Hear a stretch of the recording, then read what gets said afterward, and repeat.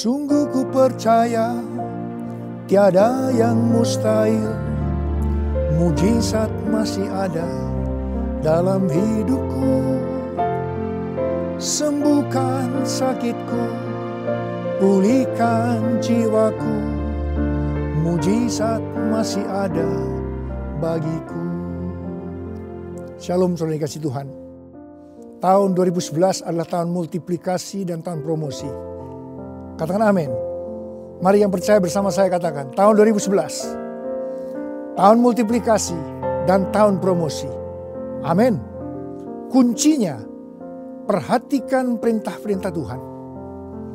Saudara, ini perintah-perintah Tuhan, pesan-pesan Tuhan memasuki bulan September. Tuhan berbicara melalui dua hal. Yang pertama, tanggal 28 September setelah jam 6 sore, itu merupakan tahun baru bagi bangsa Yahudi.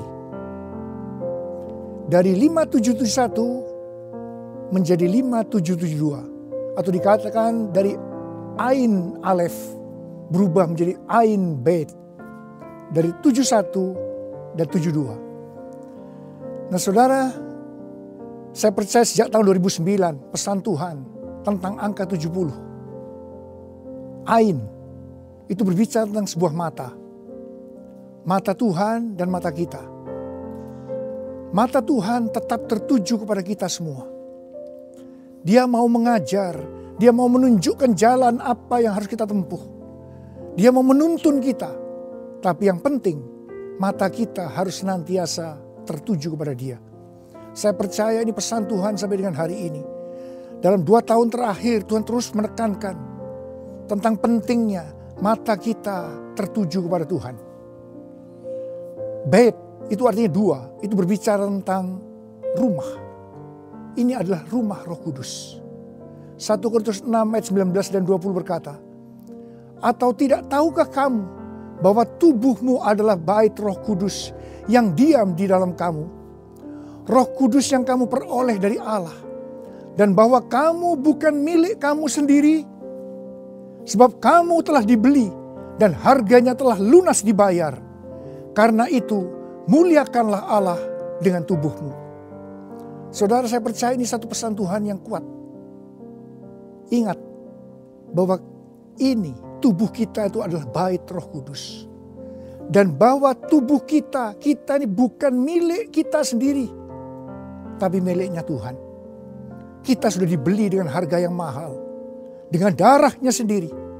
Dengan kehidupan Tuhan Yesus. Membeli saudara dan saya dari tangan iblis. Saudara, tubuh kita bukan milik kita sendiri. Tapi miliknya Tuhan Yesus. Karena itu muliakanlah Tuhan dengan tubuhmu. Saudara, saya percaya kalau saudara ditanya, apa sih tujuan hidup saudara? Saudara harus jawab, untuk memuliakan Tuhan. Untuk memuliakan Tuhan. Katakan amin. Saudara, salah satu ciri dari orang yang memuliakan Tuhan, dia akan selalu melakukan hal yang seperti ini. Apapun yang saya katakan, apapun yang saya lakukan, apakah itu menyenangkan hatinya Tuhan Yesus atau tidak? Ini ciri daripada orang yang mau memuliakan Tuhan. Kata kuncinya, menyenangkan hatinya Tuhan Yesus. Menyenangkanmu, senangkanmu, hanya itu kerinduanku. Menyenangkanmu, senangkan hatimu, hanya itu kerinduanku. Saudara mau menyenangkan hatinya Tuhan, boleh angkat tangan. Katakan bersama saya, menyenangkanmu, senangkanmu, hanya itu kerinduanku. Menyenangkanmu, senangkan hatimu, hanya itu kerinduanku. Pesan yang kedua, memasuki bulan September ini. Tanggal 4 September tahun 2011, gereja kita berulang tahun yang ke-23. Saudara harus tahu semuanya, termasuk jemaat harus tahu visi yang Tuhan berikan kepada gereja ini. Itu adalah dari Kisah Para Rasul 15 ayat 16 dan 17. Kemudian aku akan kembali dan membangunkan kembali pondok Daud yang telah roboh.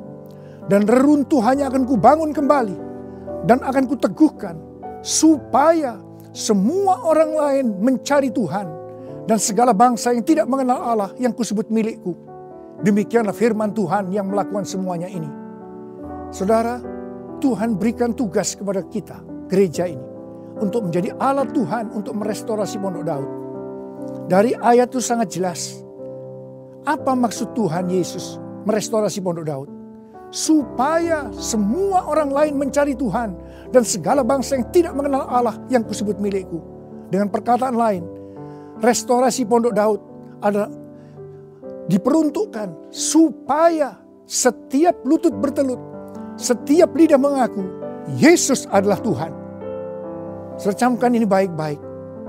Gereja kita diberikan tugas melalui pondok Daud, restorasi pondok Daud, supaya setiap lutut bertelut, setiap lidah mengaku Yesus adalah Tuhan. Pondok Daud itu adalah doa, pujian, penyembahan bersama-sama dalam unity siang dan malam.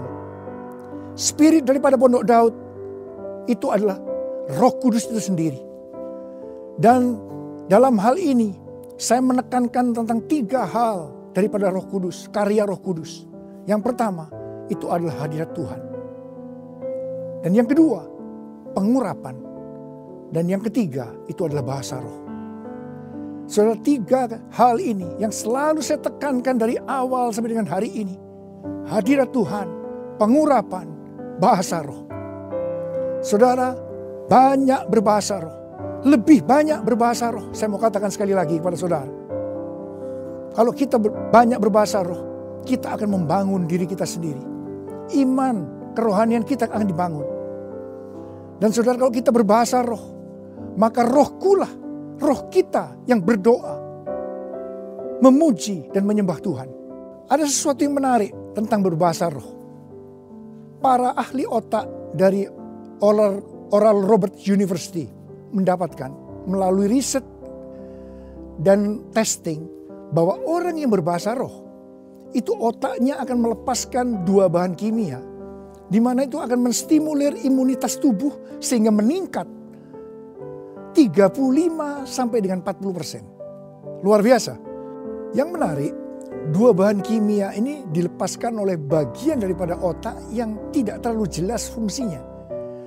Bagian daripada otak ini berfungsi kalau kita tuh berbahasa roh. Luar biasa. Selain kalau kita berbahasa roh, pentingnya itu untuk kerohanian kita. Tetapi Tuhan juga berikan itu untuk kesehatan kita. Saudara kasih Tuhan, saya percaya melalui 2 pesan tadi, camkan baik-baik. Ikuti perintah-perintah Tuhan. Dan saya percaya saudara akan mengalami multiplikasi dan promosi. Saya mau berdoa buat saudara. Mari angkat tangan. Bapa, berkati jemaat-Mu, berkati anak-anak-Mu. Mereka sudah mendengarkan pesan-Mu untuk bulan September ini. Kamu percaya mereka akan mengalami multiplikasi dan promosi. Terima multiplikasi dan promosi. Terima. Huriala makara bala bala bala bala. Huriala bala bala bala bala bala. Huriala bala bala bala bala bala bala. Dalam nama Yesus. Amin.